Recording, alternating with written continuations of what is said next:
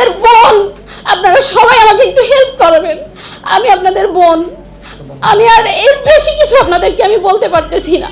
আমি এর বেশি কিছু আর আপনাদেরকে বলতে পারতেছি না। আমি আর পারতেছি না, আমি জাস্ট কিছু পারতেছি না।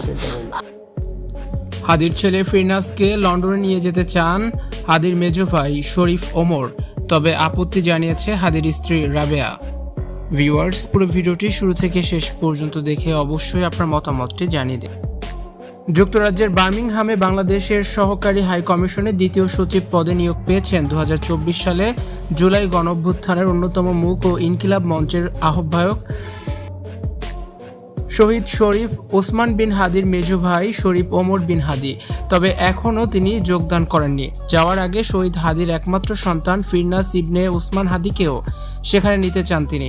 তবে শহীদ হাদির স্ত্রী রাবেয়া ইসলাম শম্পা তাতে আপত্তি জানিয়ে বলেছেন, ফিরনাজকে সবাই নিতে চাইবে, এটাই স্বাভাবিক।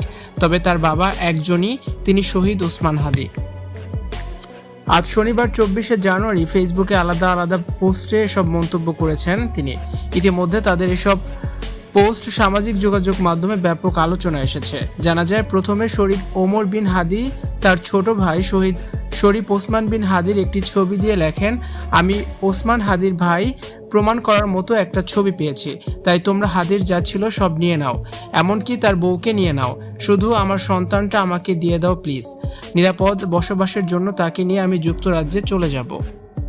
এরপর শহীদ ওসমান বিন হাদির স্ত্রী রাবেয়া ইসলাম শম্পা সেই পোস্টটি শেয়ার করে লেখেন, মেজো ভাইয়া, ওসমান হাদির বউ কোনো প্রোডাক্ট না যে কেউ চাইলেই নিয়ে নিবে, আর ফিরনাজের সবাই নিয়ে যেতে চাইবে, এটাই স্বাভাবিক। বাই দ্য ওয়ে, ফিরনাজের বাবা একজন শহীদ ওসমান হাদি। এদিকে পরিবারের ভেতরের এই মতবিরোধ নিয়ে সামাজিক যোগাযোগ মাধ্যমে শুরু হয়েছে আলোচনা ও নানান প্রতিক্রিয়া। অনেকেই বিষয়টি পারিবারিক ও আইনি কাঠামোর মধ্যে সমাধানের আহ্বান জানাচ্ছেন, আবার কেউ কেউ সন্তানের সর্বোত্তম স্বার্থকে অগ্রাধিকার দেওয়ার পক্ষে মত দিচ্ছেন। জানা গেছে, সম্প্রতি অন্তর্বর্তী সরকারের যুক্তরাজ্যের বার্মিংহামে বাংলাদেশের সহকারী হাই কমিশনের দ্বিতীয় সচিব পদে ওমর বিন হাদিকে 3 বছরের জন্য চুক্তিভিত্তিক নিয়োগ দেওয়া হয়েছে।